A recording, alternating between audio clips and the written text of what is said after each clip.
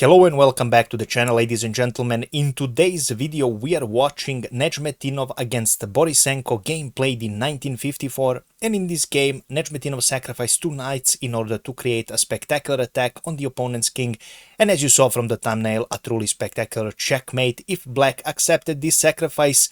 So a game you will truly love, and without further ado we will go straight into this game.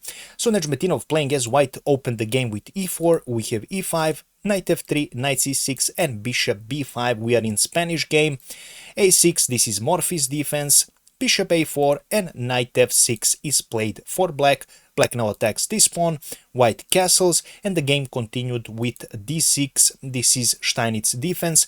Of course, in this position black has the option to take this pawn. Usually in this sort of positions white continues with d4, we have b5, bishop to b3 and d5 with the idea to protect this knight. We have d takes on e5, so white returns his pawn, and after bishop e6 we have knight b to d2, attacking this knight, and after this knight retreats on c5, white continues with c3, and right now it is black's decision to make if he wants to take this bishop or he wants to allow white to retreat this bishop and then continue the game this way. So this is one of the ways that this game can continue. Of course, in our game Borisenko played d6 and he decided to play a quiet variation.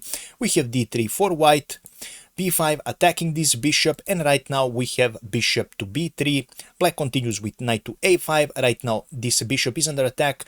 Nezhmetdinov sees that there is no way of stopping this bishop from falling if black decides so, so he continues his natural development with a knight to c3. We have bishop to e7, another developing move, and we have h3 with the idea to stop this nasty pin on g4.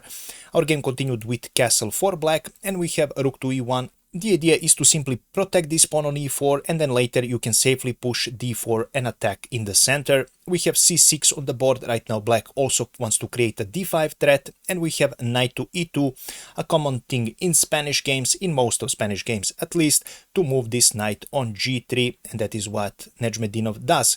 We have king to h8 right now with the idea to remove this king from this possible pin.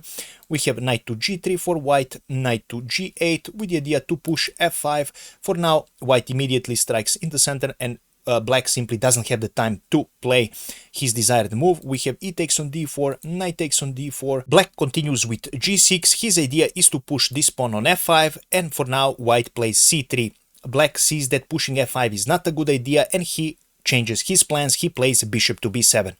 Now I will just show you why f5 pushing right now is not a good move, because right now after e takes on f5, and if you decide to pick up this either with your bishop or with your pawn, so for example, firstly now white can take this knight on g8, and after king picks up on g8 or rook picks up on g8, we have knight g picks up on f5, we have g takes on f5, and right now this king will get really exposed with moves like bishop h6 and later queen invasions. So this would be a really scary position for black to be in. Also another threat here is this simple fork on e6, so definitely scary position for black, and black quits because of this sort of threats. So we have c3 and bishop b7 for black. We have bishop to c2 right now. Since this position allows it, white decided to save his white squared bishop. We have bishop to f6 attacking this knight, and knight retreats to f3. Nezhmetdinov refuses the trade of this bishop for this knight. We have rook to e8 trying to pressure this pawn, and right now h4, Nezhmetdinov creates an attack, or he wants to start an attack on this black king. We have knight to c4 for black, so black obviously centralizes his knight and puts it on a much better square. And now we have knight to g5, Nezhmetdinov attacks, putting this knight on a really nice square and offering this trade. Of course, this trade is not good for black. Game continued with knight to h6 for black, and right now we have first sacrifice of the game. We are already in the critical part of the position. Knight to h5 was played for Nezhmetdinov. Nezhmetdinov here sacrifices a knight and attacks obviously this dark squared bishop.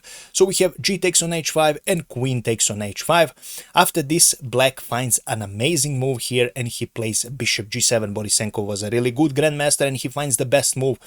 But just in case, if black decided to save his bishop and to save his knight with move like king g7, this is a huge mistake because right now Nezhmetdinov has this amazing queen sacrifice, queen takes on h6 check, and right now after king takes on h6 we have knight to e6 check. One of the moves that black can continue is to play king to g6, but then white continues with an amazing checkmate attack, and that is e5, opening this discovered check from this white squared bishop. After king goes on h5 we continue with bishop d1, and right now king has two options. He can either return to g6 here. If he returns to g6, white will continue with h5, and after king goes on f5, amazing checkmating attack is knight to d4, spectacular checkmate. And if black doesn't do that, so for example after knight to d1 or bishop d1 check, if the king goes on h4, another spectacular checkmate is rook e4 for Nezhmetdinov. Now after knight to e6 here in this position, for example, black can maybe try with the best solution here in this position, which is bishop to g5. After that, white continues with h takes on g5, and after king goes on g6, white continues with e5 discovered check from this bishop, and after f5 blocking as the best move, we have e takes on f6 with en passant check, and after king f7, we have knight takes on d8 and rook a takes on d8. White has a simply better position with 2 pawns up. So this is the way that white would continue this game if black played all the perfect moves, but after queen to h5, black sees that knight bishop to g7 is the best way to continue this game. Nezhmetdinov continues with e5, opening this long scope and already creating a lot of threats here. f5 is the perfect response for black because you want to block this long diagonal, and right now another sacrifice from Nezhmetdinov, knight takes on h7 here, and again Borisenko finds the best possible move, which is rook to e6. I will show you that after knight to h7, if king takes on h7, then the bishop takes on f5 with a check, and after king goes on g8, bishop takes on h6, and this is the end of this variation. I will not go in too deep, but as you can see, this black king is really exposed, and the computer evaluation is almost 5 advantage for white.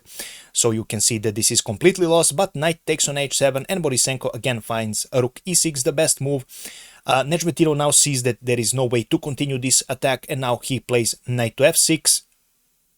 Now, since white already sacrificed one piece, black can easily take back this rook for this knight, and after e takes on f6, queen takes on f6. White is better, but at least he survived. Black survived for now. We have bishop to g5 again attacking this queen right now, and after queen f7 offering the trade, white accepts. We have knight takes on f7, and right now we have rook to e7, a double attack on this knight and on this bishop. Fortunately for black, he has the way to respond with knight takes on g5, and after a takes on g5, the best way to continue this game is to play rook to b8 and protect this bishop that is currently under attack. We have rook a to e1 right now, doubling up the rooks. Knight to e5 played for black. The idea is simply to cut the connection between these two rooks. Of course, Nezhmetdinov doesn't want to allow that, and he plays f4, pushing away this knight.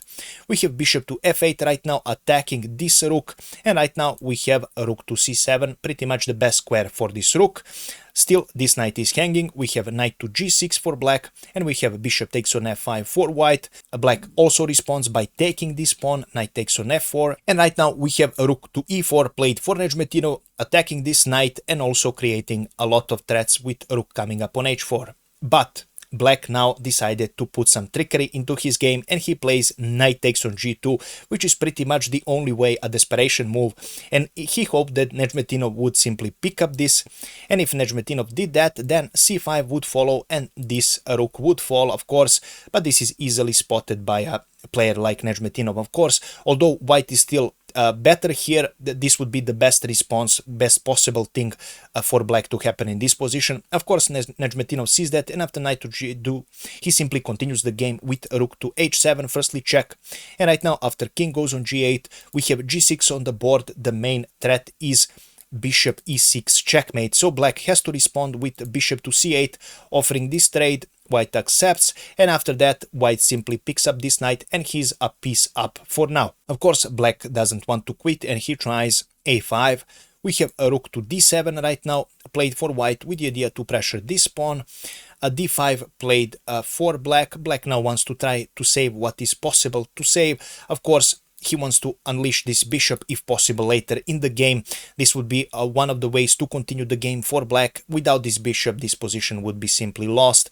We have rook to e6, Nezhmetdinov now pressures this pawn, bishop to h6, so black tries by activating his bishop. We have rook d to d6, attacking this pawn.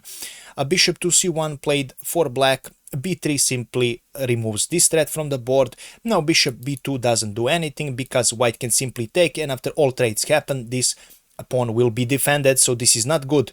We have c5 with the idea to trying and to clear himself from this threat, but unfortunately this leaves this pawn undefended, which Nezhmetdinov takes. Rook takes on d5, and after bishop to b2, Nezhmetdinov now continues with rook to d7 with the idea to simply cut away this king and then later push this pawn on g7 and then create a threat with a promotion.